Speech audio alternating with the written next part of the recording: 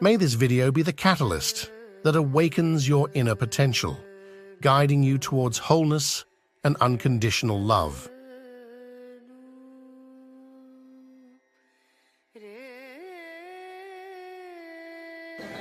Respected Guruji, I am a Buddhist and a Vipassana practitioner. I have a question which I have asked many Vipassana teachers and other gurus, but everybody said that no one can answer this.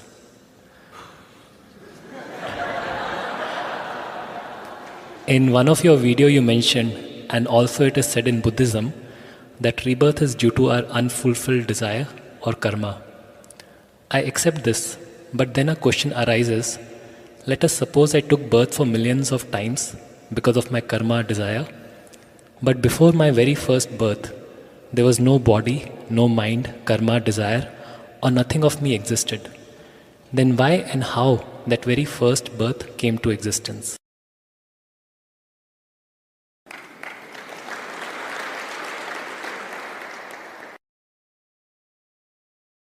Now, even I'm wondering about that about you.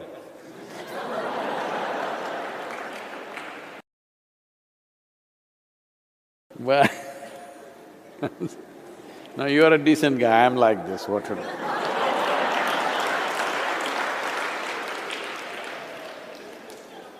Let's take that question further back. It's not just about your birth. Well, in the yogic culture, there are theories which are explained in the form of dialectical stories, how Shiva was like Shava. Shava means a corpse. He was inert, phenomenal energy but inert. Then energy or Shakti came and danced around him, upon him, then he got kind of woke up. Well, we are, picturizing it as a man and a woman, but that's not what we're talking about. Inert means nothing happening, no reverberation. No reverberation means no creation. Energy got introduced, reverberation started. From a simple basic reverberation, it got more and more complex. As reverberations became more complex, it became matter, matter became small molecules, they became planets, planets became many things, life happened, variety of things, you know the evolutionary theory from there on. Evolutionary theory only starts after life has started, or at the beginning probably, but if you go back, creation itself, we may not know the exact trajectory of how it happened, but we approximately know how it happened, even as per modern science. So in the modern scientific parlance, the same thing is said today that if you apply energy, not even into it, just around it, suppose you create vacuum in a container and apply energy not into the vacuum, just around it, virtual protons and virtual neutrons will erupt.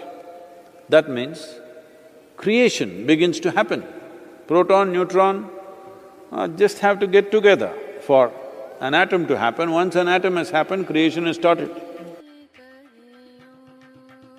So, similar things are said in modern science. I don't want to go into any theories, but obviously creation began somewhere. Somewhere means it may not be within the projections of human mind in terms of time, because it's not one, but in the yogic system,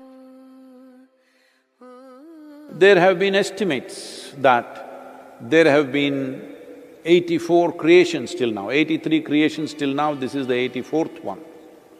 And up to 112 cycles of creation can happen. Beyond that, creation will be material-free, just pure energy creation. But we're talking in terms of maybe billions of years or trillions of years, I don't know. but those projections are made. Well, obviously it's just a theory. Nobody can prove or disprove anything about it. But it looks like a plausible theory because the markings of 83 creations are there in our system in various aspects of life around us. The markings of 83 and this being 84 are there for those who look very closely at it. So how did you, such a decent guy, happen?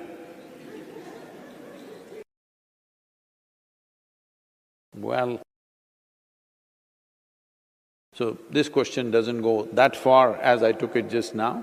It's talking about if I did not have karmic substance, how did I happen? That's a question. Well, you don't need a spiritual answer. Charles Darwin himself has explained this. You were a single-celled creature, and then you became two-cell, then you became three-cell, then you became multi-cell. Now you become little more only. Decently better. A decent development from a single cell has happened.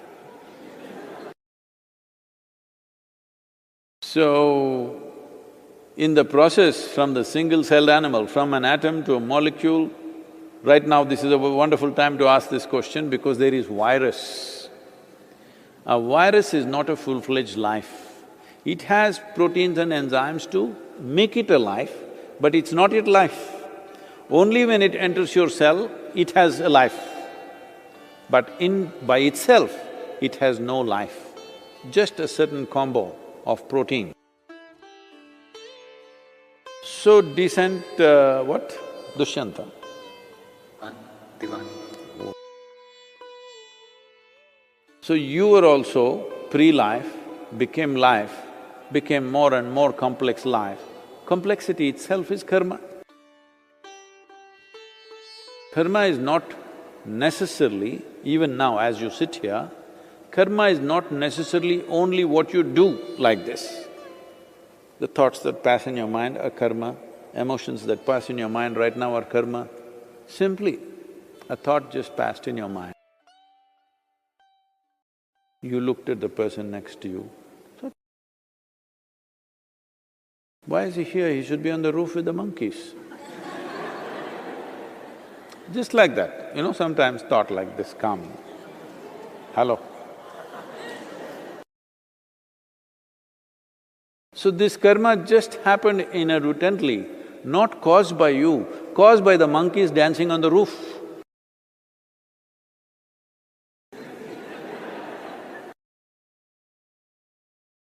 So because monkeys came there, you looked at this guy. At a certain angle, he looked a certain way to you. Maybe it's the lighting, maybe it's the way he sat, maybe something, and a thought came and went. Now you performed a karma. That somewhere you look at another human being and you think he's a monkey. Now this won't stop here, do you understand? Now you looked at him and thought you're a monkey. Tomorrow we changed your department and you're in the monkey department. Oh my God, I have to work with this monkey today. It will continue.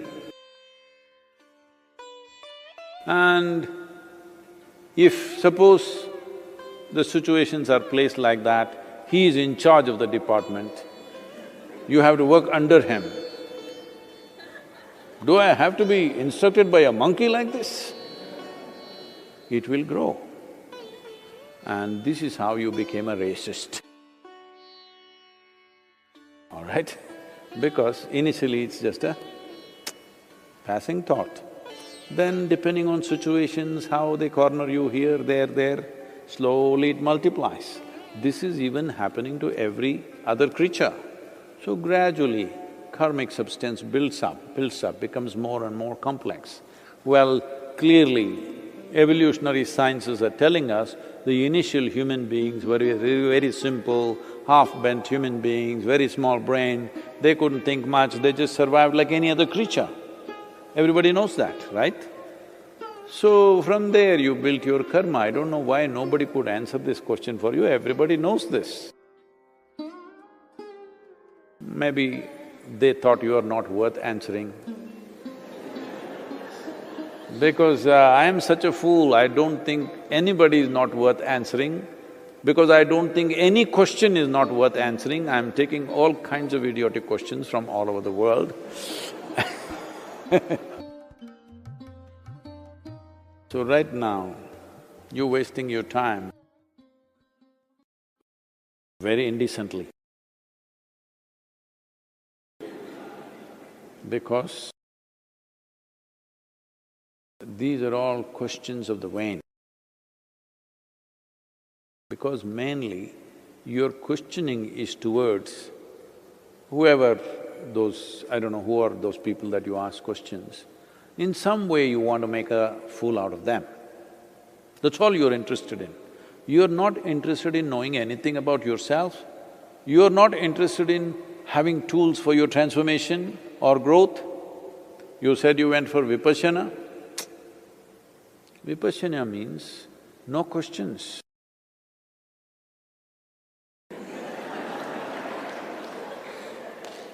Simple instruction, just do it, do it, do it and do it. Because that is a process which demands perseverance as the greatest quality. Gautama taught vipassana to large groups of people because there was no time to prepare them. He was every day moving from village to village, town to town, no time to bring understanding into those people. So no teaching, no question. Just simple instruction, get the instruction right, just do it, do it, do it. Slowly it will transform you. It's a bit laborious process, but a fantastic process that even if you have no clue what you're doing, if you just do it, slowly it will transform who you are. When I say transform you, every aspect of you, including your chemistry, gradually it will transform. It's a laborious process because in those times, you must understand, he was teaching 2500 years ago.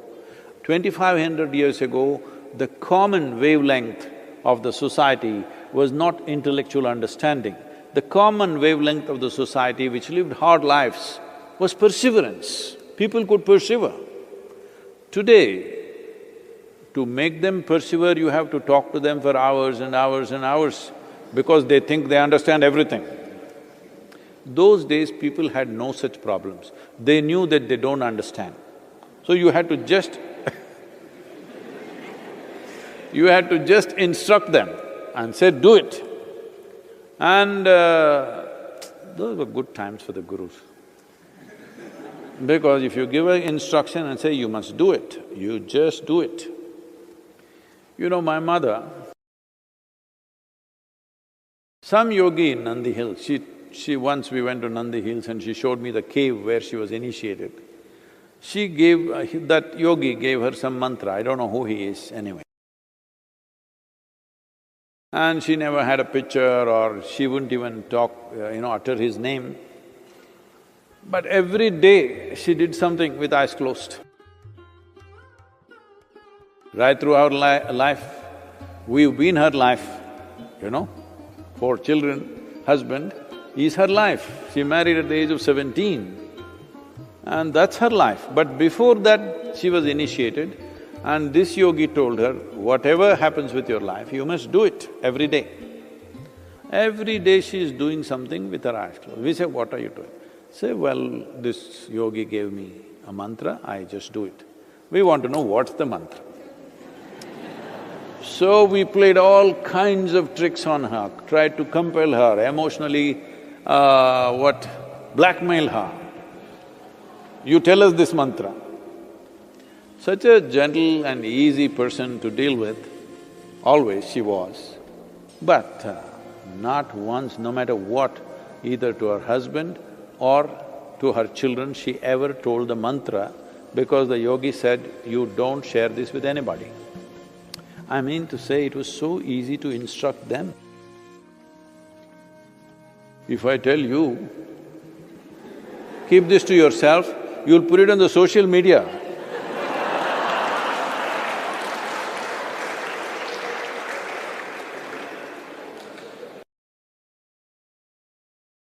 So, because giving instruction was very effective and simple in the previous generations, especially 2500 years ago, Gautama chose this path.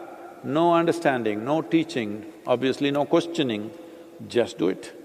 Only to those who gathered around him, who traveled with him, who were in close association with him, to them he taught shunya because that needs understanding. Without bringing substantial understanding, that won't happen. So, you went to Vipassana. That means you must just shut up and do it.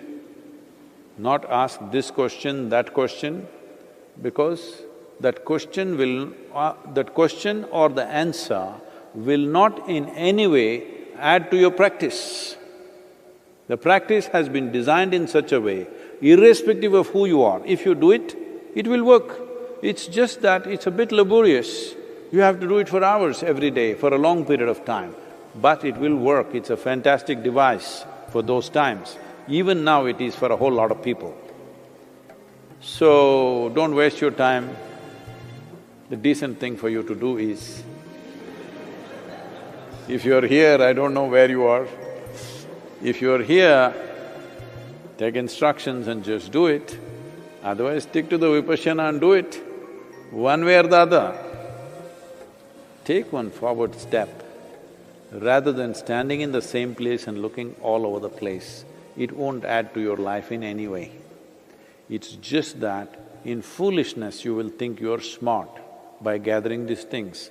Maybe now I have said what I have said, you will go and tell somebody else, you know what Sadhguru said, this is what it is, even he doesn't know.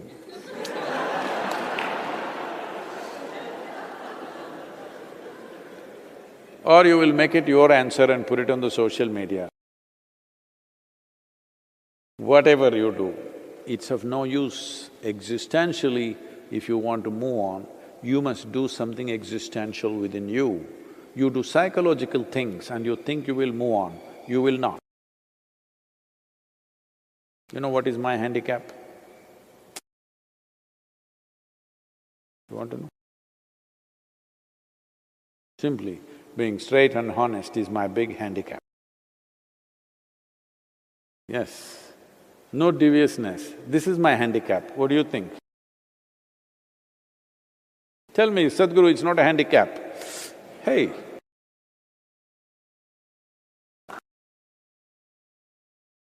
Some of my advisors think this is a handicap, I'm too straight and blunt about too many things.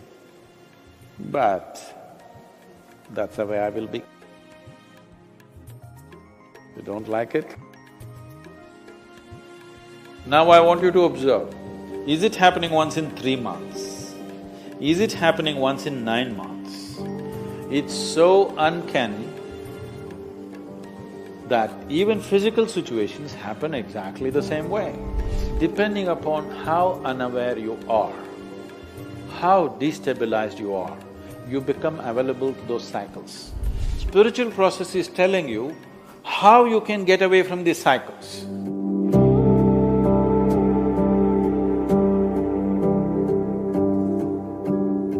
The same pattern of things keep happening over a period of time. The same kind of emotion, the situation we go across is same. How to come out of that pattern in life? So, it's good, at least you notice the same patterns are happening, repeating itself. Most people don't even see that. They keep repeating the same cycles in different scenery and they think they're okay. It's good of you, at least if you're noticing it. The scenery may change. Life scenery will anyway change. The last time some rubbish happened to you, you were in school. Next time it happened to you, you were in college, so the scenery was different. Next time it happened to you, you were in a job. Next time it happened to you, you were married. But the same things are happening if you closely observe your life. Suppose you're going to Coimbatore from Isa Yoga Center and you saw outside there was some meadow. You know there's some meadow? No, some meadow. Irutupallam, that's a nice name. Iritupalam means a dark ditch. So you were going to Coimbatore, you came to Iritupalam and you looked around and you passed. Now there's no danger, they put a bridge. There was a time when you had to go through some dangerous waters. And you were driving happily towards Coimbatore, again Iritupalam came. Oh, again Iritupalam, it's okay, bad luck. And again you keep driving, after some time again Iritupalam came. Something, but coincidence. Again Iritupalam came. You must know that you are in Iritu. If 4 times the same town is coming on the way to Coimbatore, that means you're going in circles. That means you're not going anywhere, isn't it? If you're looking at human life as just body, yes, body is getting somewhere, we know where it's getting. You know where your body is getting? Where's your body going? To the grave. Whether it's full moon or no moon, whether it's night or day,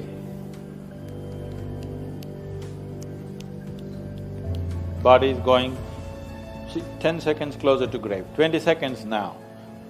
As I'm talking, you're getting closer to grave physically, that's all that's happening. If you exist here as a physical entity, that's all that's happening. And if you exist here only as physical entity, slowly you will see life will be play, then it becomes pleasure, then it becomes so many things, then every joint hurts, and then it gets terrified because it's coming to an end. Physical life, this is a progression. You don't have to go through it to know it. You have enough intelligence to sit here and see it. But our fortune is, we are not just physical, we have other dimensions to us. In terms of your mental status, either it can continue to grow or it can go in circles. In terms of your emotional status, it can continue to grow or it can go in cycles. Other dimensions you may not be aware yet, but even there, you can go in cycles or you can go somewhere. Now when you say, I notice that my life is going in cycles, you're essentially talking about the situations around you. More than that, you're talking about your own mental and emotional states going through the same cycle. Some of the ladies, with all due respect I'm saying this, some of the ladies may observe this better than the men because their mental and emotional cycles are shorter. Every month at a certain time of the month, at least many of them go through a certain level of mental and emotional states which are repetitive. Because every month it's being repeated, they clearly know it's happening because of this. Because of a certain physiological situation, it is creating a certain psychological situation, is something that they can clearly notice. But unfortunately, you don't have menstrual cycles. I'm saying unfortunately, because if there was such a strong reminder, you wouldn't miss it. Because your cycles are of a different kind, you can close your eyes to it. You can go through life the same way without noticing it. Women are blessed because they cannot miss it, they can notice it, that this is happening to them.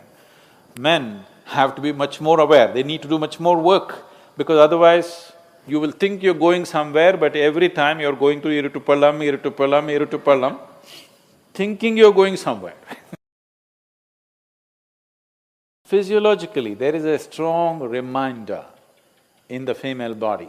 The strong reminder that is there in the female body is not a curse, it is a blessing if you know how to use it, because any volatile situation, any destabilized situation is a possibility. It's a possibility. Astrology is trying to tell you how these cycles bind you.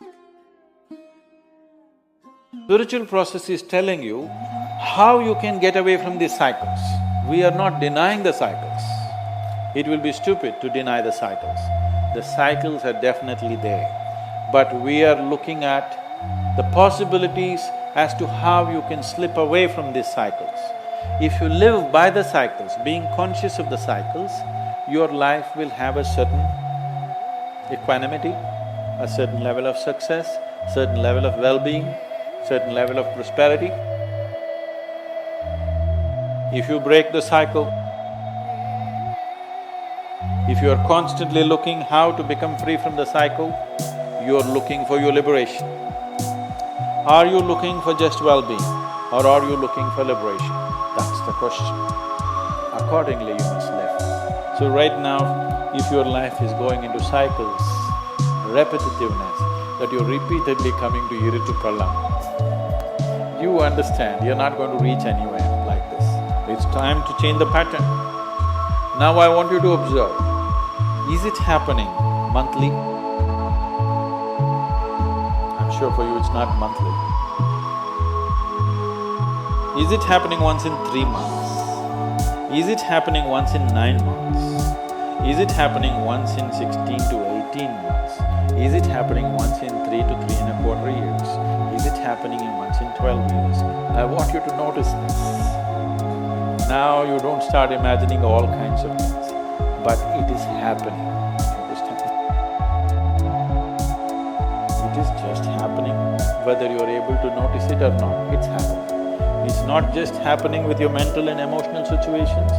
If you are conscious, even physical situations around you will repeat themselves. It's so uncanny. It's so uncanny that even physical situations happen exactly the same way. If it's manifesting every 3 months, we can push it to 9 months. If it's manifesting every 9 months, we can push it to 18 months. 18 months, we can push it to 3 years. We can push it to 12 years. Or we can push it to 144 years. Or above all, instead of trying to dodge these cycles, we can ride these cycles. I've been riding my cycles. Every time it comes, my life changes. And it will change dramatically in the next 4 to 6 months.